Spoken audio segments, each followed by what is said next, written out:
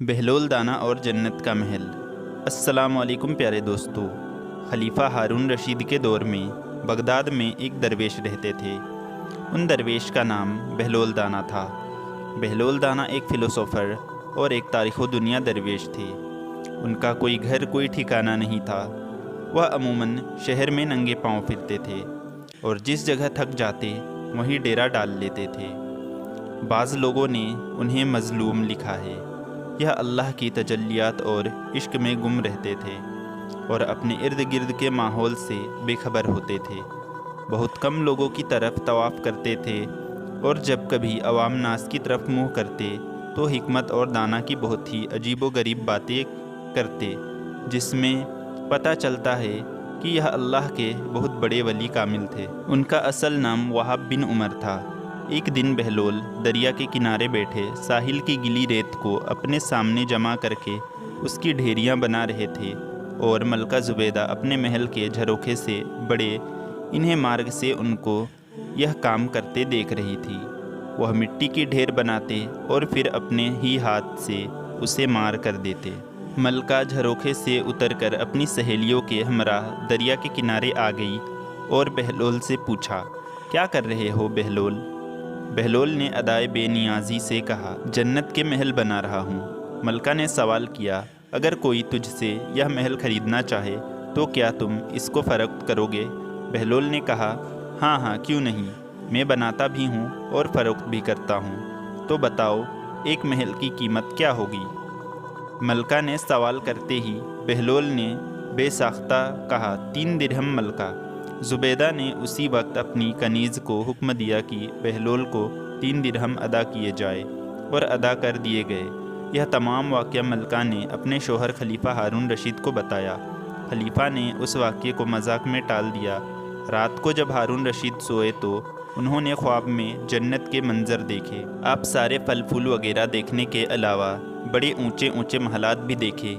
एक सुर्ख याकूत पर बने हुए महल पर उन्होंने ज़ुबैदा का नाम लिखा हुआ देखा। हारून रशीद ने सोचा कि मैं देखूं तो सही, क्योंकि यह मेरी बीवी का घर है। वह महल में दाखिल होने के लिए जैसे ही दरवाजे पर पहुँचे तो एक दरबान ने उन्हें रोक लिया। हारून रशीद कहने लगे, इस पर तो मेरी बीवी का नाम लिखा हुआ है, इसलिए मुझे अंदर जाना है। दरबान ने कहा, नहीं, यहाँ का दस्तूर अलग है। जिसका नाम होता है उसी को अंदर जाने की इजाज़त होती है, किसी और को इजाज़त नहीं होती, लिहाजा आपको दाखिल होने की इजाज़त नहीं है। जब दरबान ने हारून रशीद को पीछे हटाया तो उनकी आंख खुल गई। बेदार होने पर फ़ौरन ख्याल आया कि मुझे तो लगता है कि बहलोल की दुआ ज़ुबैदा के हक़ में अल्लाह रब्बुल इज़्ज़त के यहाँ कबूल हो गई है। वह सारी रात इसी अफसोस में करवटें बदलते रहे। चुनांचे उसी शाम को बहलोल को तलाश करते हुए इधर उधर देख रहे थे कि अचानक उन्होंने देखा कि बहलोल एक जगह बैठे उसी तरह मकान बना रहे हैं। हारून रशीद ने अस्सलाम वालेकुम कहा। बहलोल ने जवाब दिया, वालेकुम अस्सलाम। हारून रशीद ने पूछा, क्या कर रहे हो? बहलोल ने कहा, जन्नत के महल बना रहा हूँ। हारून रशीद ने पूछा, बेचोगे? तो बहलोल ने कहा, हाँ हाँ क्यों नहीं, मैं बनाता भी हूँ और फ़रोख्त भी करता हूँ। तो बताओ एक महल की कीमत क्या है? बहलोल ने बेसाख्ता कहा, तेरी पूरी सल्तनत। हारून रशीद ने कहा, इतनी कीमत तो मैं नहीं दे सकता।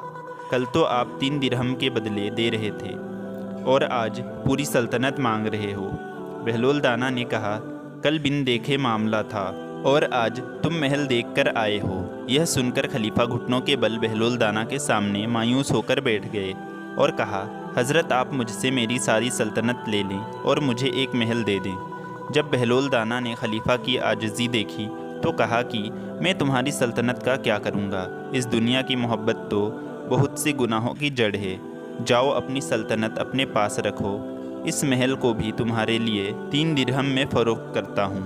प्यारे दोस्तों, इसी तरह के सच्चे वाक़ये सुनने के लिए चैनल को सब्सक्राइब करें।